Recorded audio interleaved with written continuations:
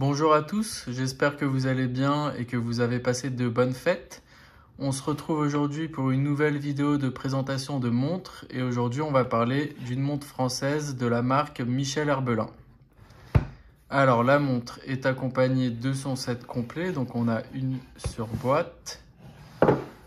On a également un tag, donc c'est à l'instar d'autres marques comme Rolex, on a ce petit tag qui contient la référence de la montre. Donc c'est une référence 17468/08.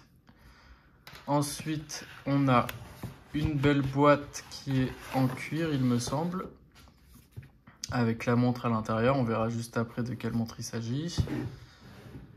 Et pour finir avec le set, donc on a une carte de garantie. Donc la montre lors de l'achat est garantie 2 ans. Donc sur cette montre de garantie, on a la date de vente, la référence, le magasin dans lequel elle a été achetée et aussi le nom de l'acheteur qui est juste ici, mais là en l'occurrence ça n'a pas été renseigné. On a également la liste des centres de réparation dans le cas où la montre a un problème et que vous souhaiteriez la faire réparer. Et on a également le mode d'emploi de la montre.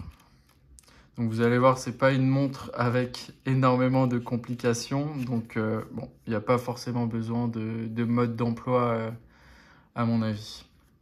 Et donc sur la montre en question, il s'agit de celle-ci.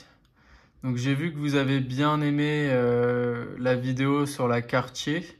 Donc je trouve que c'est une montre qui est très ressemblante et que j'apprécie beaucoup. Et c'est donc la raison pour laquelle j'ai décidé de vous la présenter aujourd'hui. Donc sur la montre en elle-même, je vais la retirer. On est en présence d'une montre qui est issue de la gamme Art Déco de la marque Michel Herbelin. Donc c'est une montre à quartz qui est étanche 50 mètres jusqu'à 50 mètres et qui est accompagnée d'un bracelet en cuir style croco. Donc elle a un cadran blanc ou gris en fait, ça dépend suivant des reflets, plutôt gris. Elle a une couronne qui comporte une pierre, encore une fois à l'instar de la montre Cartier, qui est justement très ressemblante à cette montre. Et il y a aussi, vous me direz dans les commentaires ce que vous en pensez, mais ces deux petits traits qu'on voit ici, là, qui me font penser aux montres Jaeger-LeCoultre. J'essaierai d'en mettre une en image d'illustration pour que vous voyez justement à quoi ça me fait penser. Et donc voilà, c'est une montre qui est assez fine. On est en épaisseur à 6,3 mm et en termes de taille, on est sur du 26,5 par 32,2. Donc elle est légèrement plus grande que la Cartier. Je la montrerai juste après justement pour qu'on puisse comparer. Mais donc voilà, c'est une taille idéale pour les hommes qui ont un petit poignet ou qui ont un poignet de taille moyenne. Donc on est sur une montre à quartz. Voilà ce qu'on a sur le dos. Voilà, c'est une montre française mais qui a un mouvement suisse. Donc c'est assez intéressant d'avoir des montres françaises, on n'en a pas énormément. Et vraiment, j'apprécie beaucoup cette montre parce qu'elle fait très classe, hein, et elle peut se porter pour différentes occasions, que ce soit pour aller au travail ou si vous avez des événements festifs. Je trouve qu'elle ira très bien sous un costume, mais aussi elle peut très bien se porter avec un t-shirt. Donc si on se concentre maintenant un peu plus sur le cadran, donc déjà, vous pouvez voir que c'est des chiffres romains et qu'on a ici l'inscription France parce que, encore une fois, c'est une montre made in France. Et donc, je ne sais pas si ça va bien se voir à la caméra, mais on a à la fois un cadran qui est assez lisse au niveau des chiffres. Et au milieu, on a une partie un peu granuleuse. Donc, je trouve que ça fait un très joli contraste. surtout avec les reflets de la lumière. Alors j'espère que ça se verra bien à la caméra, mais normalement ça se voit assez bien quand même. Et ensuite on a voilà, les indications des minutes, hein, comme sur les montres classiques. Le boîtier, juste pour information, c'est de l'acier inoxydable 316L. Donc voilà, c'est une petite info en plus.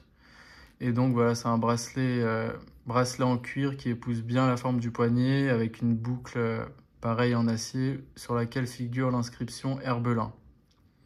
Je vous propose qu'on la compare maintenant à la Cartier Tank pour que vous puissiez avoir une idée justement de quelles sont les différences entre ces deux montres. Alors, voici les deux bêtes côte à côte. Donc, comme vous pouvez le constater, elles sont très ressemblantes d'une part par leur forme, hein, donc une forme assez rectangulaire, une forme qui rappelle un tank vu d'en haut. D'autre part par leurs aiguilles qui sont toutes les deux en forme de glaive, j'ai l'impression, hein. En tout cas c'est ce que je constate, mais aussi par les chiffres qui sont des chiffres romains sur les deux modèles. Comme je le disais aussi, on a une pierre sur la couronne, donc là c'est le cas sur les deux montres. Alors sur la Cartier, elle est beaucoup plus prononcée, cette pierre, elle ressort vraiment de la couronne, alors que sur la Michel Herbelin, elle est assez taillée dans la couronne et elle ressort pas énormément.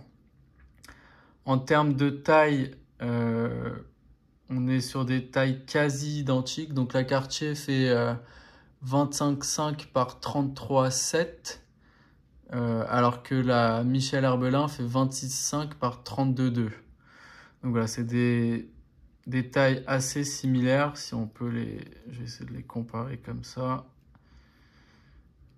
Donc vous voyez, elles font vraiment presque la même taille, mais au poignet, je trouve que celle-ci fait plus imposante, et alors que celle-ci va faire plus discret. Donc, ce qu'on n'a pas sur la Cartier, mais qu'on a sur la Michel Herbelin, justement, c'est les deux lignes là qu'on a en haut et en bas, alors que sur la Cartier, vous voyez, c'est assez simple, épuré. Voilà, on peut pas faire plus simple que ça, justement. Et enfin, sur le bracelet, donc les deux sont des bracelets cuir. Sur la Herbelin, ce sera un bracelet style croco, alors que sur la Cartier, c'est plutôt un bracelet en cuir lisse. Donc ça, après, c'est à l'appréciation de chacun. Donc les boucles sont également différentes. Là, on a pour moi le C de Cartier, et là, c'est une boucle plutôt classique. Et donc si on les retourne, c'est à peu près la même chose, hein, un boîtier fermé à l'arrière, classique, quoi. Je vous propose maintenant de la passer au poignet pour que vous puissiez vous rendre compte de ce que ça donne, justement. Voilà ce que ça donne au poignet. Donc je trouve que c'est vraiment la taille parfaite pour mon poignet, hein. Ni trop grande ni trop petite. Le bracelet épouse très bien la forme du poignet, donc là bon, j'ai dû serrer au maximum parce que j'ai pas un poignet énorme, mais franchement c'est une montre super à l'aise, très classe, et qui peut se porter en toute occasion.